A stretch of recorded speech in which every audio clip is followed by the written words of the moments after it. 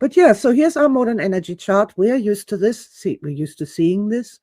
We are used to understand that we move up and down on the modern energy chart, you know, that it's fluent. It's not set.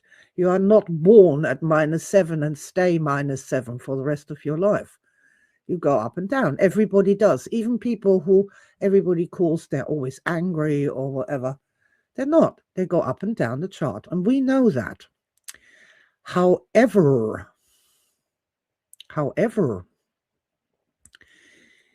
there is really like 3 big segments that apply not just to one person, but to many people, to civilizations, to groups, also yourself.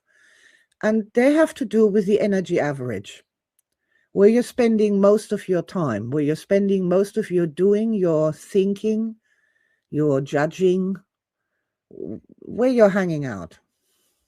And that's interesting. Interesting to note. And what we have there is all the negative emotions.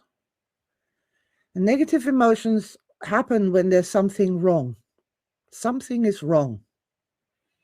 I'm not saying where that wrongness may be located, in yourself, in your relationship, in your environment, but you generally experience negative emotions when something's wrong. On the plus side of the modern energy chart, we have all the positive emotions, and something is right.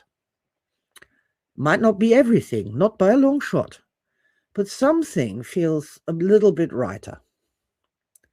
And when that goes on for a very long time, or as an average experience, we get some interesting thought patterns forming around this.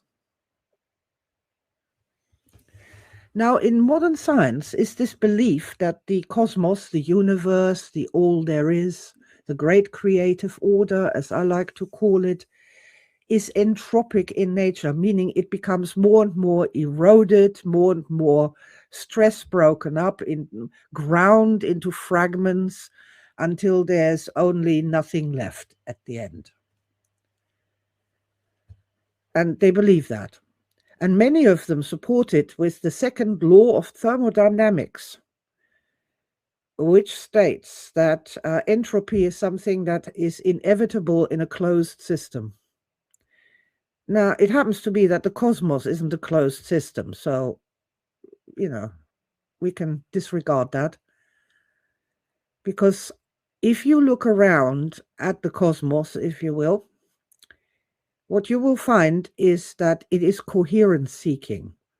It starts with a nebular cloud of gases, but they start to coalesce and they form a sun, they form planets. And on the planets, there's like sometimes a third planet where there is life, and that life is coalescing from single cell organisms into multicellular organisms. And, you know, so social mammals coalesce into groups which hunt more effectively together, and they live more effectively together than just one creature all by itself, like a crocodile. It's fascinating.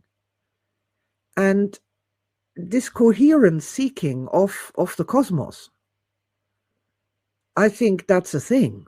I think that's true.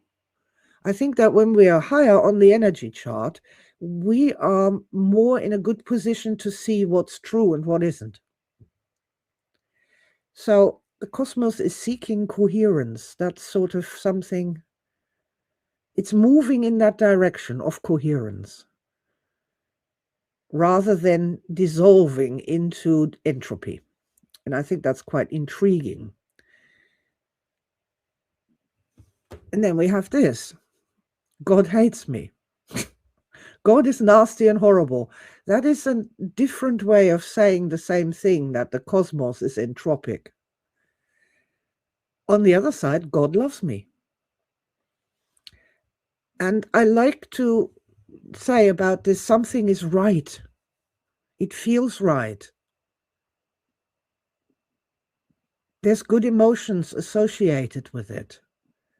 It brings about good things, brings about happy things.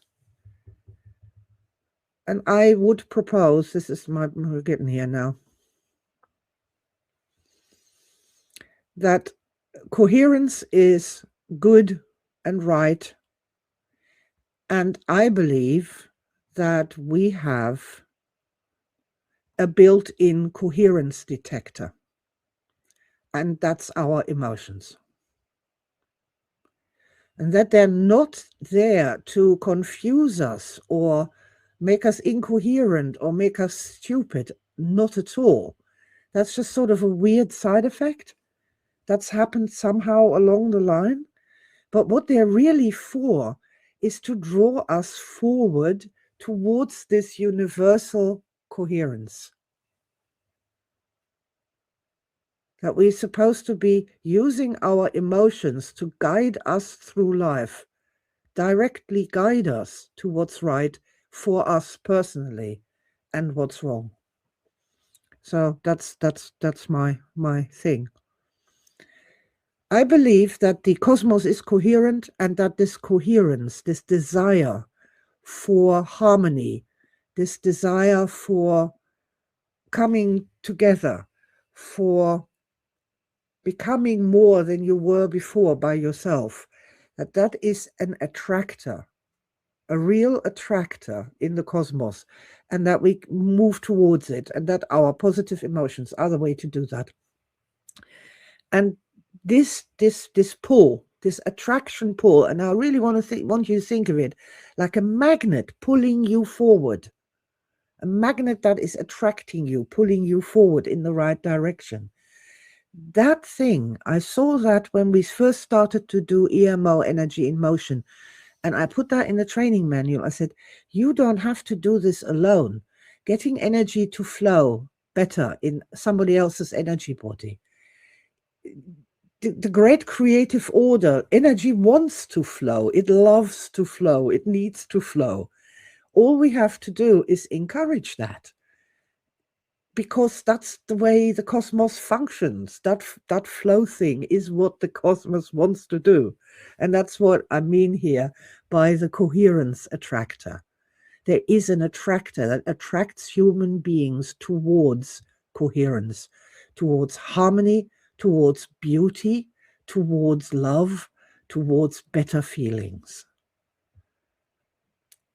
Nobody else believes this, by the way. And so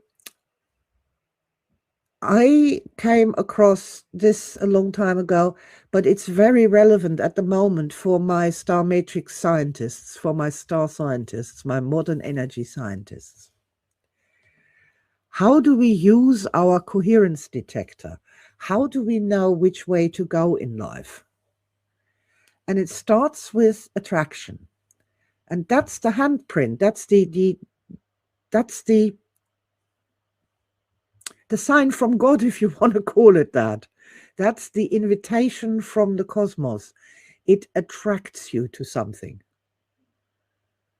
And if you allow yourself to not be disrupted or disturbed, and you follow that attraction and start paying some attention to what that is, this attraction becomes stronger.